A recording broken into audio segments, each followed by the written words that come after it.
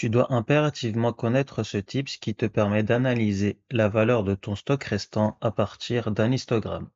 Avant d'entamer ce tutoriel, afin que je puisse continuer à proposer du contenu gratuit et de qualité au plus grand nombre, n'hésite surtout pas à liker cette vidéo pour le référencement et à t'abonner à ma chaîne.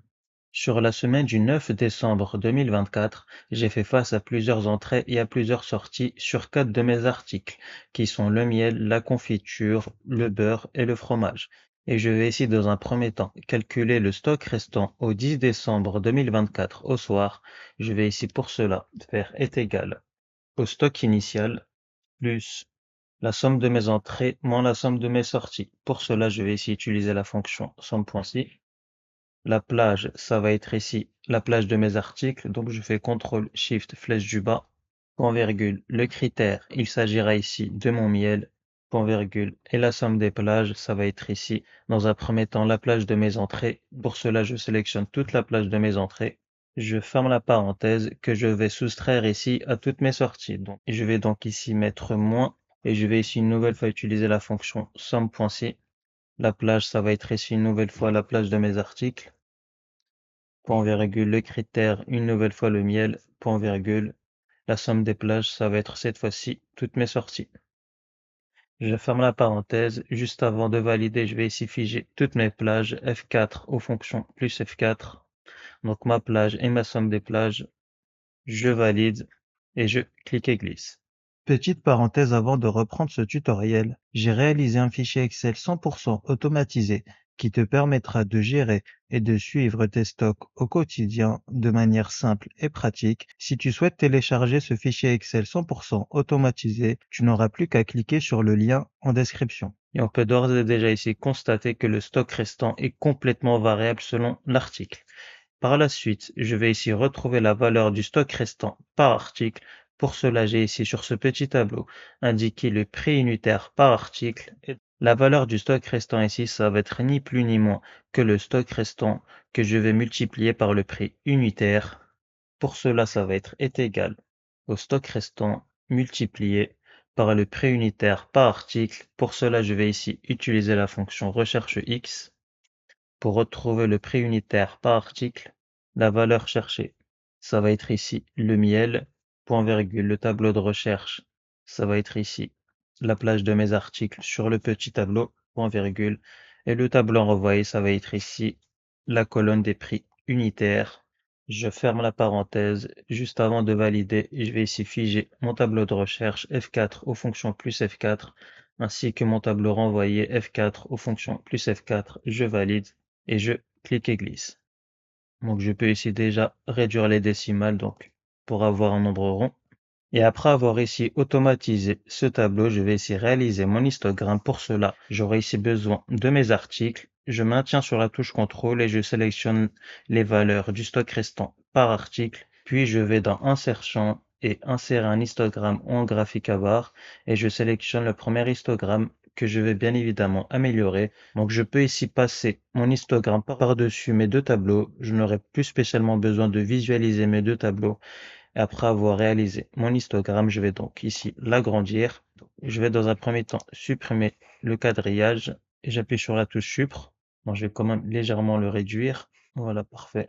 Ensuite, je vais adopter une couleur par article. Donc la couleur sera en adéquation avec la couleur du produit. Ici, par exemple, le miel. Je clique une fois, une seconde fois, clic droit et je vais aller dans remplissage et la couleur qui se rapproche le plus du miel ici, ça va être le marron.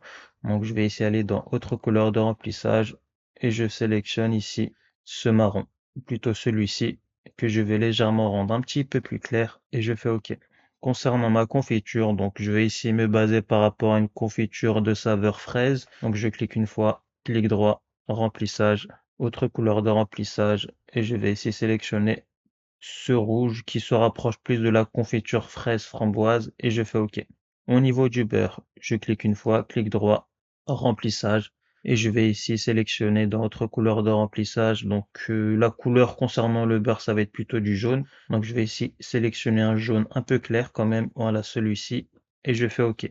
Et pour le fromage, ça va être ici un jaune un peu plus foncé que le beurre. Donc je clique une fois, clic droit, remplissage, autre couleur de remplissage et je vais ici sélectionner Donc je vais ici sélectionner ce orange qui est un peu clair, je fais OK. Ensuite, je vais ici double-cliquer rapidement sur l'une des 4 barres. Je vais aller au niveau de la plume et au niveau de l'éclat, ça va être ici une couleur noire que je vais rendre plus transparent naturellement et je vais baisser sa taille de quelques points. Je vais plutôt la mettre environ 7 points, je pense que c'est bien. Voilà, parfait.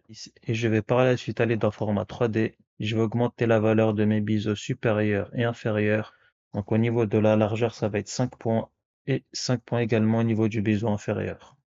Puis je vais aller dans Options des séries et je vais ici diminuer la largeur des intervalles. Donc je vais aller jusqu'à environ 80%. Voilà, parfait. Et là, je peux refermer. Et donc, ce qui va d'autant plus nous intéresser ici, c'est d'avoir la valeur du stock restant par article d'afficher sur l'histogramme. Donc, je vais ici cliquer sur plus et je sélectionne ici étiquette de données. Voilà, parfait. Et je vais bien évidemment augmenter la police d'écriture de mes abscisses. Donc, je clique une fois. Dans accueil, je mets en gras et je passe à une taille d'environ 12. Voilà, parfait. Et pareil au niveau de mes étiquettes de données, je mets en gras et j'augmente jusqu'à 11. Voilà, parfait. Et le titre du graphique, donc ça va être ici, valeur des stocks restants. Je fais entrer que je mets en gras et que je vais également souligner et je vais augmenter la taille de police jusqu'à 16. Voilà, parfait. D'ailleurs, petite parenthèse, je viens de constater qu'au niveau de ma formule 100.6, euh, pe- pe- pe- pe- juste ici, j'ai oublié de figer la cellule C4 au tout début, donc F4, fonction plus F4. Je fais entrer et je clique et glisse. Voilà, parfait. Autant pour moi, je viens de m'en rendre compte. J'avais mal ici figé la plage de mes sorties au niveau de mes articles, donc c'est pas grave. Et on peut donc constater qu'il y aura un léger ajustement au niveau de la valeur de mon stock restant. Et donc, au niveau de mes barquettes de beurre, étant donné que la valeur du stock restant est uniquement de 7 euros, je vais ici pour cela me réapprovisionner de 45 barquettes de beurre sur lesquelles j'ai fait face à 11 sorties. Et donc, on peut constater que la valeur du stock restant est tout de même passée à 85 euros. Concernant mes pots de confiture, je décide de ne faire aucune entrée, étant donné que la valeur du stock restant est assez important, donc 0, et j'ai fait face à 18 ventes de mes pots de confiture, donc je mets 18. Et donc là, la valeur du stock restant concernant mes pots de confiture est passée à 119 euros. Et au niveau de mes fromages, pareil, donc 0 entrée, sur lequel j'ai fait face à 14 ventes, donc 14 sorties. Et donc là, je passe à 70 euros. Et concernant mes pots de miel, donc je décide malgré tout de faire 10 entrées sur lesquelles j'ai fait 24 ventes, donc 24 sorties. Et donc ici, la valeur du stock restant de mes pots de miel est passée à 54 euros. Et donc, tu peux constater que ton histogramme s'actualise automatiquement dès la saisie de tes entrées et de tes sorties par article. Et donc, on a la fin de ce tutoriel. J'espère qu'il t'aura plu. Si tu souhaites t'exercer sur ce tutoriel, écris-moi en commentaire stock et je t'enverrai ce tableur Excel pré-rempli afin que tu puisses t'exercer. Je te l'enverrai personnellement sur ta boîte mail. Et n'oublie pas que j'ai également réalisé un fichier Excel 100% automatisé afin que tu puisses gérer tes stocks au quotidien. Le lien est en description. Et si ce tutoriel t'a plu, n'hésite pas à liker ce contenu et à t'abonner.